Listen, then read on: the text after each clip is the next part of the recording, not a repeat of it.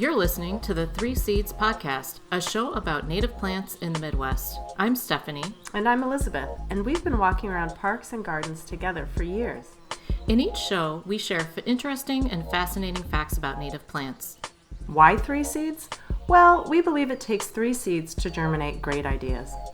We're 2 of the 3 seeds, and the third may very well be a plant, a person, or a cultivar. Oh, no. Hello, everyone. Welcome back to 3 Seeds Natives Podcast. Today, we're joined by Robb Telfer from the Friends of the Illinois Nature Preserves. Welcome, Robb. Thanks for having me. Do you want to tell us a little bit about yourself? Sure. Yeah, my background is in poetry. I got a master's degree in poetry, and I have been doing like performance poetry and poetry workshops for a long time. And after a while, there was just like, it wasn't enough, or it didn't feel as fun anymore. I'm not sure. But I started to go to habitat restoration volunteer days in like 2014, and it was great. It like got me outside in the winter, and it was like a natural transition from sort of like gardening and then gardening with native plants and wanting to sort of do more than just have native plants in my garden for nature. And so I go to these work days, and then I worked at the Field Museum for a few years organizing habitat restoration days there. Then, I was at the Morton Arboretum for 5 years, mostly during the pandemic. And during that time, working in adult education, trying to get folks to like nature more or deepen their appreciation. And then, I sort of came on board with the Friends of Illinois Nature Preserves when we were trying to stop the destruction of Belo, Prairie, and Rockford, Illinois. And I started that as like as a volunteer in a way, because I wrote an op-ed for the Chicago Tribune about why we should keep habitat remnants and not destroy them. Can you actually tell a little bit about what is Belo, Prairie, and where it's located? Sure. Belo, Prairie, there's still 6.2 acres of it. It's bifurcated by a road that was completely unnecessary to build. It used to be much larger, and it's positioned between the runways of the Rockford International Airport. And that's a bad place to put a remnant prairie. And so, despite the fact that it had been saved twice before, including by the founder of the nature preserves and the Nature Conservancy, George Fell, standing in front of bulldozers back in the day, it was destroyed for this road that, by their own plans, was unnecessary. And it's a special place because it's a habitat remnant, which is an undeveloped part of nature that Illinois has not a lot left. Mm-hmm. We have less than 0.01% of remnant prairie left in Illinois. And so that's just prairie, and this was a gravel prairie, and those are even more rare in Illinois. And so a lot of people worked really hard to try to save it. And in the process of me trying to figure out like what my role is as someone who is a writer and tries to put ideas together, I sort of came on board as an organizer for them to try to stop this thing, and we didn't do it. They still bulldozed it. It was about a year ago today. Mm-hmm. Or no, it was like a year and some change. Stephanie, you heard about this? I did, yeah. I felt that was a horrible thing. It's a bummer, and it's just, I think, here are the things that were good about it. We'll go there. One is that it brought a lot of people out of the corners of Illinois and the Midwest to try and stop this thing. And it galvanized those people, and it showed how much people really want to help and save a thing. And that's great. We need all hands on deck. And so it was a huge swell of support. And it also deepened the ecological vocabulary of our region, which is to say more people now know what a remnant is than have ever before. And that's super important because we cannot replace them. They're 8,000, 9,000, 10,000 years old here, and the ones we have left should be our top priority for preservation and for stewardship, meaning to we have to take care of it, make sure it doesn't get invaded by invasive species. Mm-hmm. Maybe we circle back to a little bit more about Friends of Illinois Nature Preserves. Can you kind of tell us what the purpose of the organization is? Sure. It was started in 2019 as a way to answer that question of how do we protect these super rare places in Illinois, these remnant ecosystems. The Illinois Nature Preserve System is the first nature preserve system in the country. It was founded 60 years ago. And these places it's the highest legal protection you can have for land in Illinois. The Illinois Nature Preserve System is like our national parks. That's a state. And so that protection means that the thing that happened at Belo Prairie wouldn't have happened. Belo Prairie qualified to become an Illinois Nature Preserve, but you need landowner permission, and they were uninterested in that. Mm-hmm. Okay. So we basically are trying to make sure that doesn't ever happen again, and the places that we do have protected aren't left to decline through neglect and disuse or misuse. And it's a huge uphill battle in a lot of places. There's, people want to build BMX trails and zip lines, and they want to hunt, and that's fine. All of that is fine. There's plenty of places to do all those things. It's just this, 0.01% of land left we want to really protect and expand if we can and into more connectivity, things like that. More connectivity? Yes. How do you mean? So, connectivity is such a word in our technological age. Oh, true. Yeah. So we need fiber internet. Between plants. Yes. So that's what mycelium is, actually. Yeah. So anyway. So basically the connectivity, this 0.01%, apparently Iowa, it is almost all in one place. They have about the same amount of remnant, but it's all located in one place.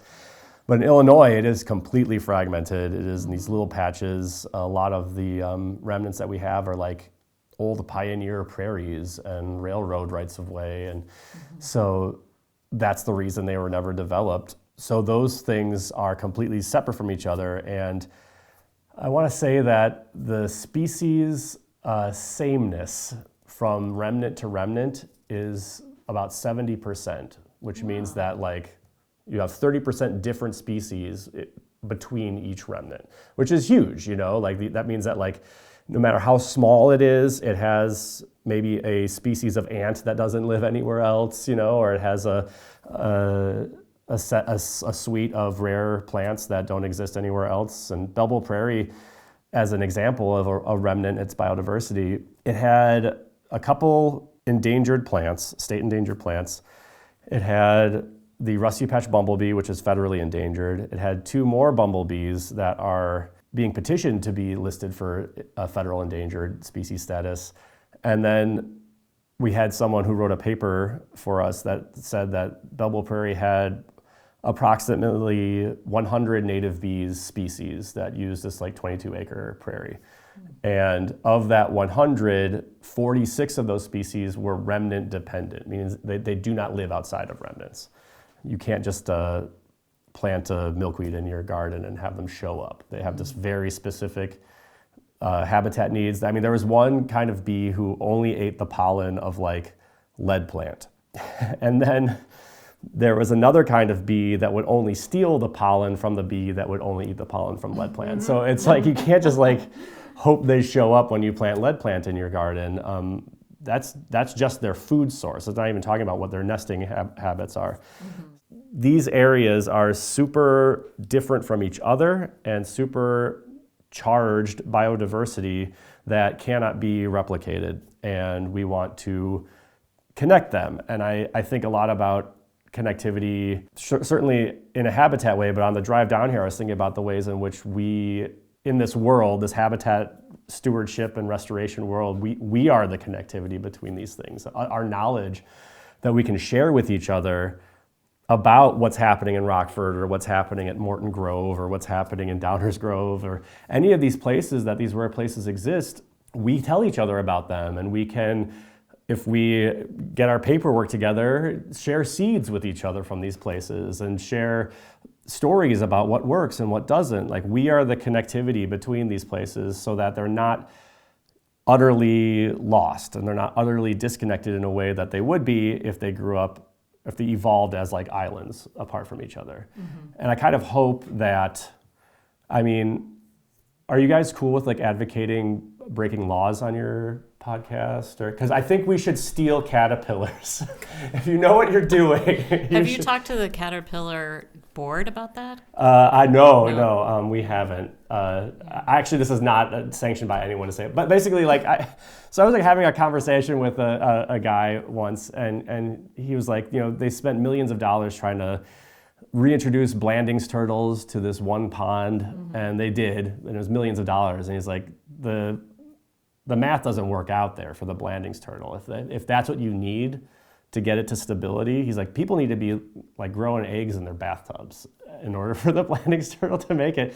And you know, he was like, at the preserve I work at, we have plenty of host plants for an endangered butterfly like Baltimore checker spot that you don't see very much, but it's not going to show up. Like, we need someone to bring us caterpillars.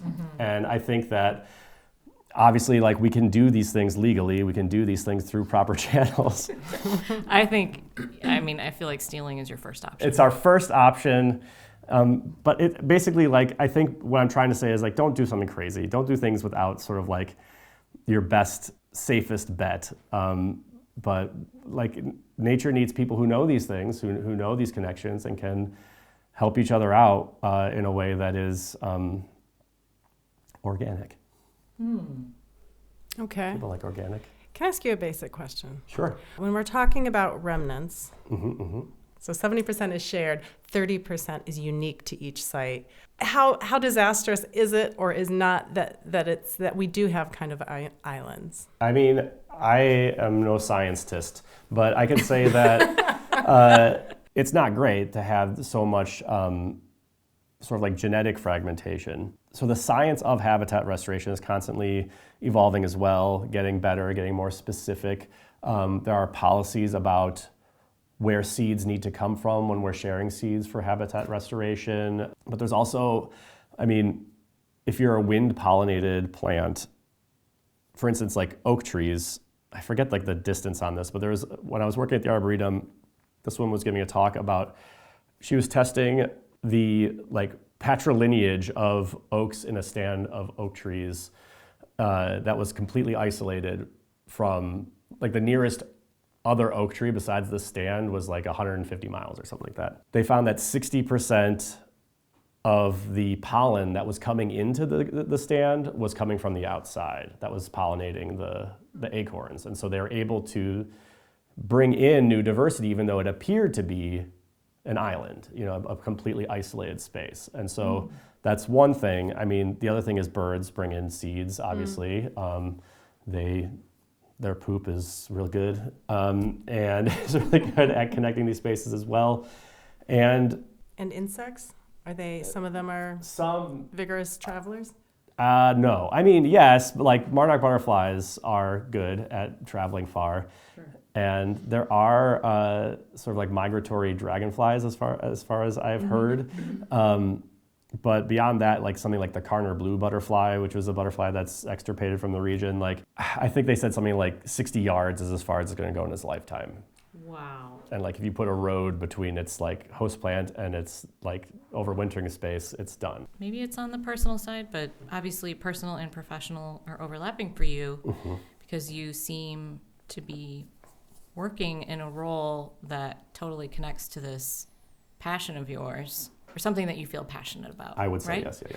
What is it that kind of keeps you interested, keeps you hooked on native plants and habitat restoration? I would say the endless discovery, especially as a non-scientist. Like, I get to learn crazy things that happen in nature all the time that are like literally under our noses. And the more you notice things, the more you can just do a quick Google and be like, oh my God, did you know this is right here? And then you just start to notice more, and it just sort of like snowballs, where you're endlessly allowed to discover new things. And if you, the thing that's such a bummer, which is why I hope that we could continue to reconnect people with nature preserves and grow and protect the biodiversity of Illinois, is because there's crazy things out there that no one has a relationship with at all. There are pink katydids, for God's sakes, and like there are these bees that are very hard to see, that you have to like time perfectly. You can be walking and see a thing growing out of the ground and be like, I don't have a point of reference for this. And then if you know where to start from, you can say like, oh, I just saw a new population of an endangered plant. So during the beginning of the pandemic, there was a family, I live in Albany Park in the middle of Chicago. There was a family of American kestrels that were nesting in a like deck above the alley, like it was like not a super nature-y type place. And I know that because I had at least enough experience to tell what was going on there, to hear a call that I couldn't place, like while I was in my garden, like what's that sound? That doesn't sound like a bird that I know from this neighborhood. I could spot it and see it and then get to have a relationship with it because I couldn't see people, for God's sakes. And so we're just watching these birds raise a family, see their babies fledge, and this is all happening in our alleyway. And that experience like came to me. And if you know where to go, you can see crazy things, like not just like species that look like they're from another planet, but behaviors and connections between these things that just aren't, you're just not going to find by going to a garden store, you're not going to find by just, I don't know, going on YouTube all the time. But like to kind of quote you in a previous conversation you and I had, in some ways, do you feel like you have to know a guy? I do. You do. So have to know a guy. You do. Can you tell people what I'm referencing? So there's a program that's awesome called Plants of Concern. We're familiar. Yeah, it's great. They monitor rare plants. Episode 2. Episode 2 is Plants of Concern. Plants of Concern is a great program where they monitor rare plants, and they do it through volunteers. You take a day of training, you sign an ethics pledge saying that you will not tell people where your rare plants are. And so it relies on all these people who know where all of these rare plants are, but they don't know where the other ones are. They only know where the one that they're monitoring is, and you're not allowed to tell anyone about it. That's cool. It's really just about secrecy, the whole program. You think? I'm just kidding. I mean, no, it's about more I than think that there is an element of feeling like you're part of this like special nature club.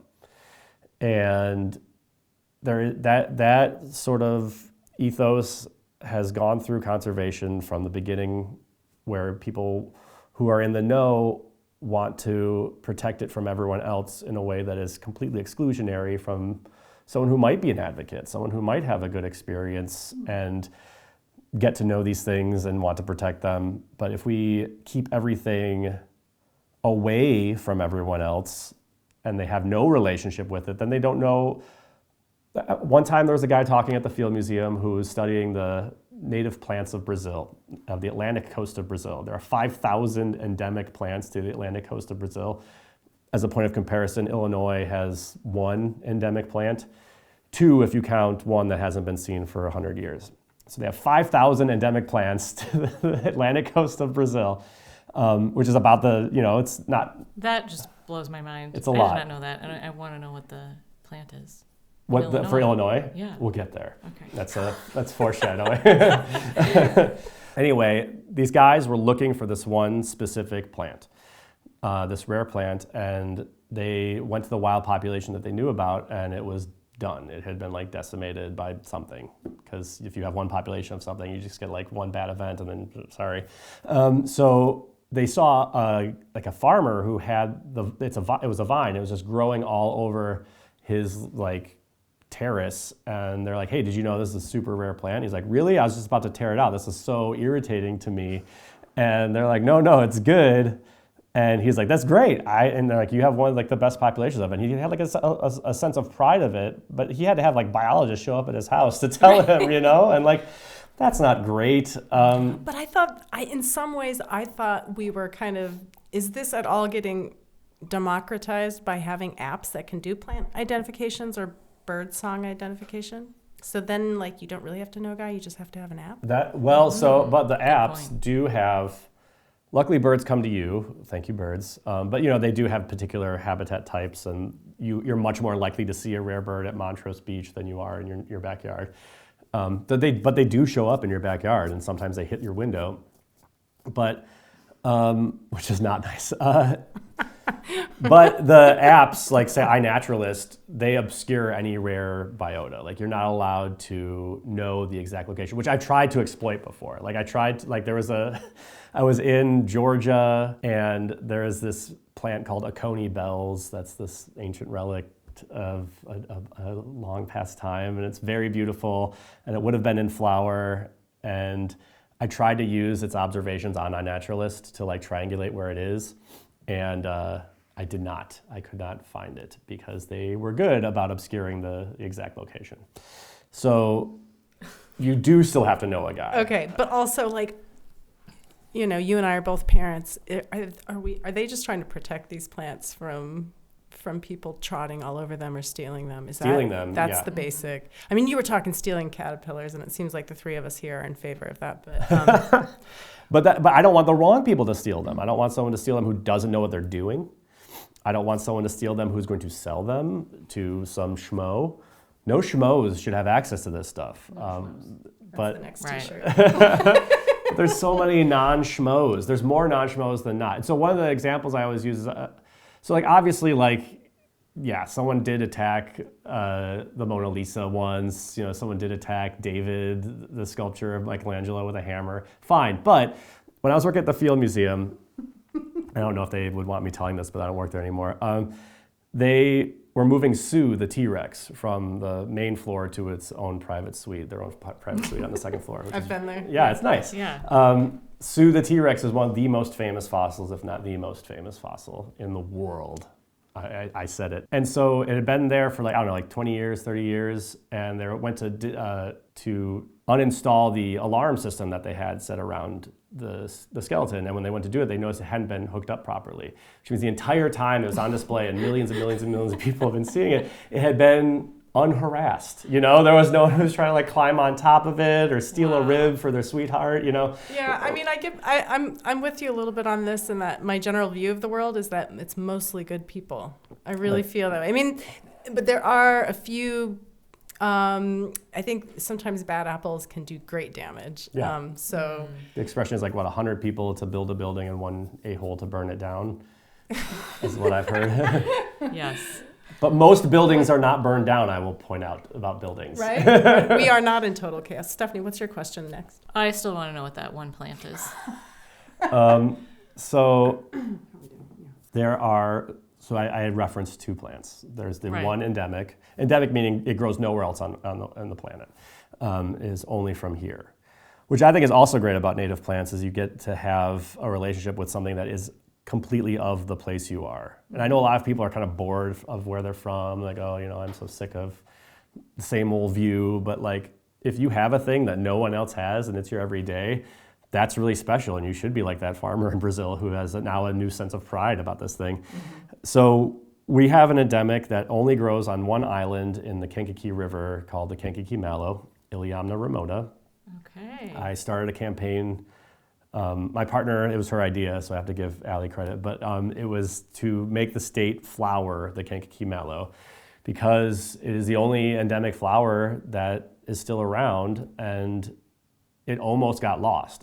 In 2013, a bunch of plant nerds went out to the island to visit it because it's a big deal, and no one had been taking care of the island, which was a state nature preserve, and so it had been completely overrun with invasive honeysuckle, and they couldn't find the flower, and so they were like, "Oh, poop!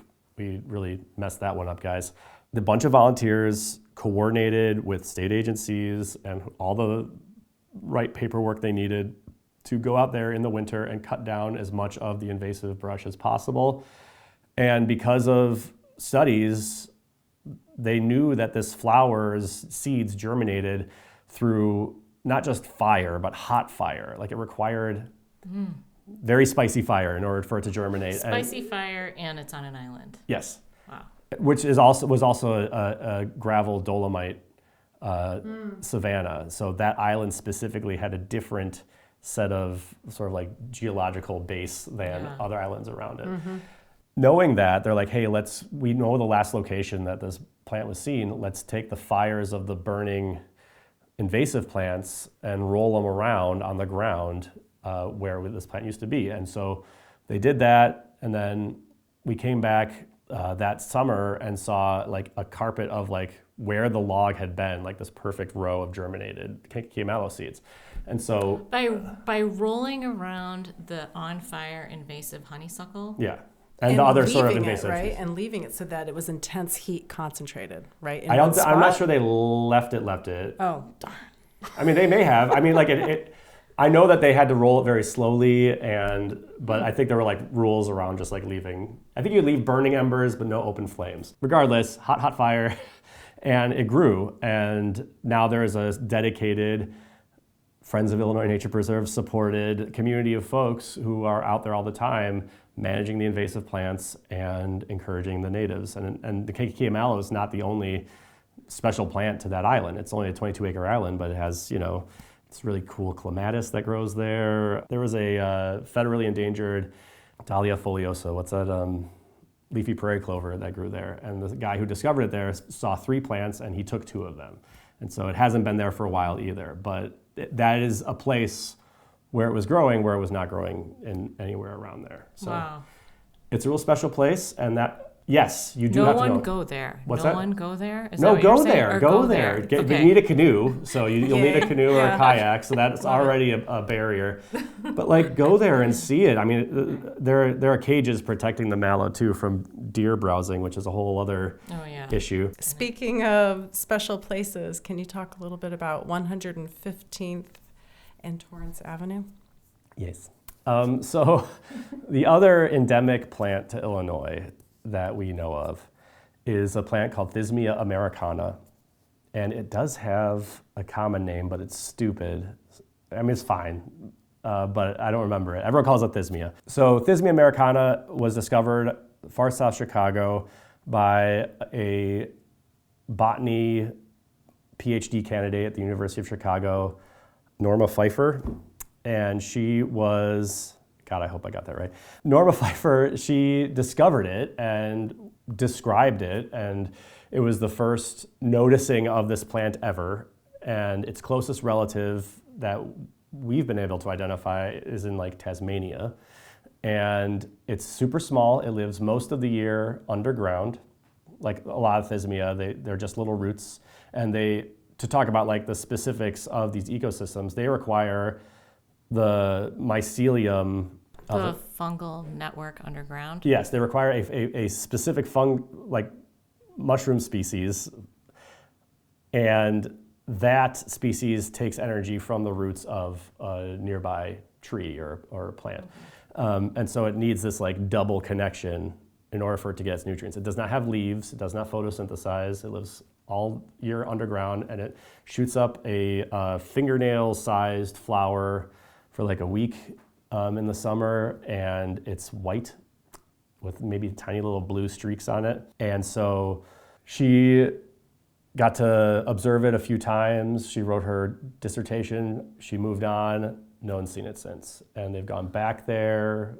We have Thismia hunts every few years where people go around, and one of the first Thismia hunts they organized, they got a bunch of little beads with little tiny like blue lines painted on them to practice. So we're going to throw these in the prairie. I hope it wasn't microplastic, but we're always learning. And so they threw them in this prairie, like, all right, let's go look at these beads and try to find them. And they lost almost all of them. Like, it's really hard to find this plant. It doesn't want to be found. And so, yeah, it's. I think that there's a good chance that it's still out there.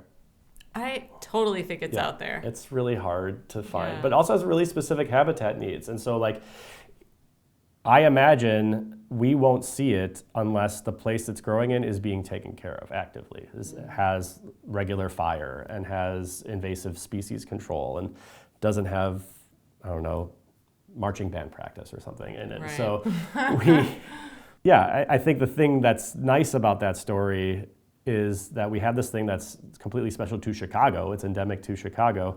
And it might still be out there, and you just have to continue to change and grow your own way of seeing in order to find it. But there are samples of it at the Field Museum. There are also a lot of like plant nerd conspiracy theories about it. Like Norma Pfeiffer had a Australian lover who sent her like this like plant specimen in the mail, and then she like set it down there and was like, oh, I found this, which is totally. I mean, that's like I think the people who spread that rumor are probably sexist, whether they know it or not, because like she was. I think they're just frustrated. Yeah. So, but it's weird. It's a weird story. How did it get here? Like the idea being that it slowly walked here over the Bering Strait. It's very hard to imagine how it got here, or how did it all came of us to get here? Tasmania. How did any of us get here? Yeah. I It think leads a to new deeper Thismia questions. species was just discovered though somewhere else in the world recently. So Definitely looking up Thismia. yeah, After this. yeah, it's a very interesting genus. There was a guy. When we were planning our Thismia hunt at the museum, there was a Dutch botanist who was like, I could find it if you fly me out there. So we were like scraping to get this money together, and then we couldn't figure it out. But he seemed pretty convinced that he was like, you have to don't look for the flower, look for its crunchy roots. And I was like, all right, buddy. Easy enough. There's one thing we didn't talk about, and we don't have to go into it much, but you have a wild and crazy video out there about becoming a microconservationist. Yeah. Why microconservation? Why that video? Okay, so the video, it was part of a program I got to do. So it was actually a program that was started by the same guy who I was doing the Thismia hunt with, is a wonderful South American tree botanist who works at the Field Museum named Nigel Pittman. He's a darling man. He's not British though, so that's a big disappointment when you meet someone named Nigel who's not British. Right. But he started this program called the Chicago 40, and it was trying to create 40 species that are central to the identity of Chicago. And so something like Thismia would be on there, and these sort of rare native plants, but also other species like SuetheTRex is very linked to our identity as a culture. He looked at the trees that were used for the CTA, for the wood they use, what are those called? Railroad ties. Mm-hmm. And he's like, it's often maple or oak, but there's like this rare South American tree species that they used a lot of in them. And so like that would, like the wood that stitches the L together would be a part of the Chicago 40, and the ivy that grows on Wrigley Field's wall, stuff like that. And so it's this cool idea of looking at the nature that is part of your identity. Mm. And so he and I tried a lot, and we still will, to get Chicago 40 to be a thing.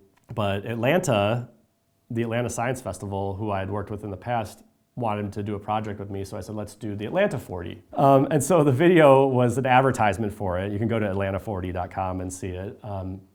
So the video was basically like saying, like, learn about each of these species, and each species had a microconservation act attached to it. Basically, like, you do one tiny thing. One of them was go outside to a tree that you pass every day and name it.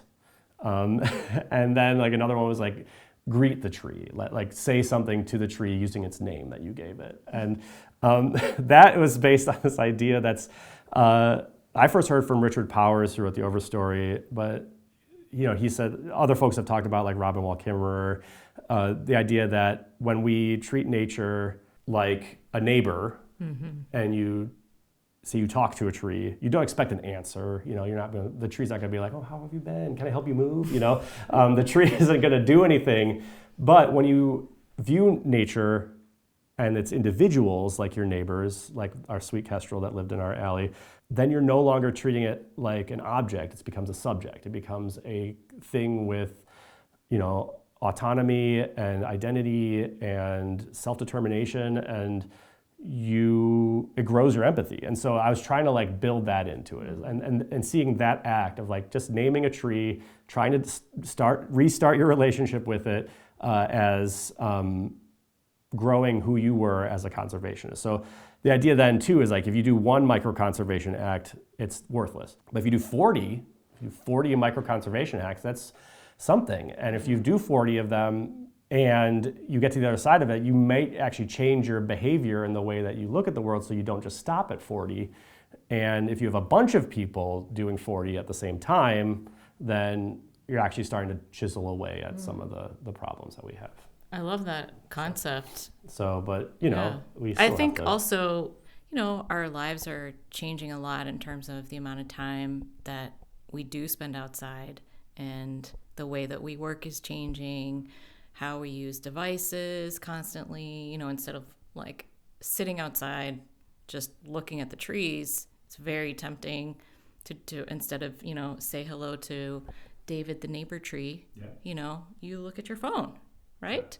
And all those moments are kind of stolen. Mm-hmm. So yeah, I really like that. Sort of more about like noticing and engaging. Yeah, and maybe respecting, because like what you don't notice, you don't respect. Yeah. Mm-hmm. Right? Totes. And it might be that you win the lottery and you are that farmer who has the rare vine that's growing on your property, Mm-hmm. But you don't know unless you have a point of reference in a relationship. Right, that too, yeah. Are you game to do the plant reveal? I am, but I don't know which one. Can you pick the foxiest one? I can do the foxiest one. Okay. I want to try to make you guess this and see if you Okay. guys know it. So I'll do the foxiest one. This is the foxiest native plant, so it's already a huge hint. This is like easily the foxiest native plant. I'm not playing like a fun play on words with foxy, it's not like foxtail grass. That's not native. Its flowers are pollinated by butterfly feet. What? Okay. Love it.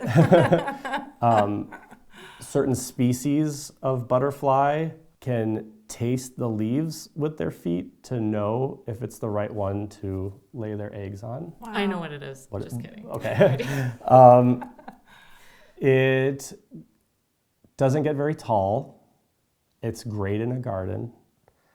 It flowers from, I don't know, July to end of August, maybe. It is pretty. It is the flower is the same color as the butterfly that lays its eggs on it. We have no idea, but like, This is great.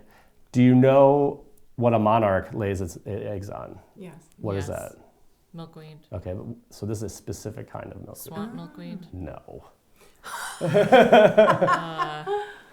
Yeah, hit us with it. it's butterflyweed is what it's Oh. called. Oh. See, now we feel dumb.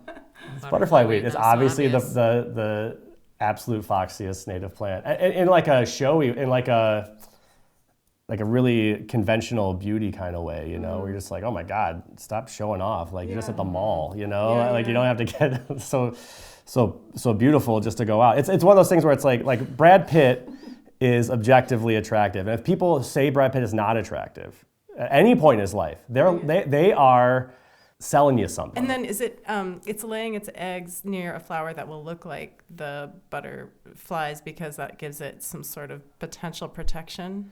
Or- No, for the monarch, it's the latex, the milk part of the milkweed plant. So it's not just butterflyweed, it'll lay its eggs on any Asclepias, any milkweed plant. So that protects it by giving it poisonous wings, or like it doesn't make them not tasty.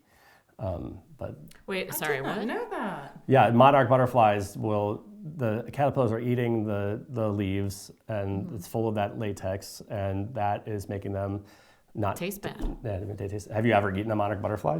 Not just taste bad, but the poisonous wings, right? I don't know. Well, I don't know if I would go on the record saying that. We can Google it after But this. just more of like for birds, like Yeah. the gourmands aren't going for this. Yeah, Because, yeah. Yeah, so it's Did not know that. That's pretty cool. Yeah. Really didn't know that about being able to taste with their feet.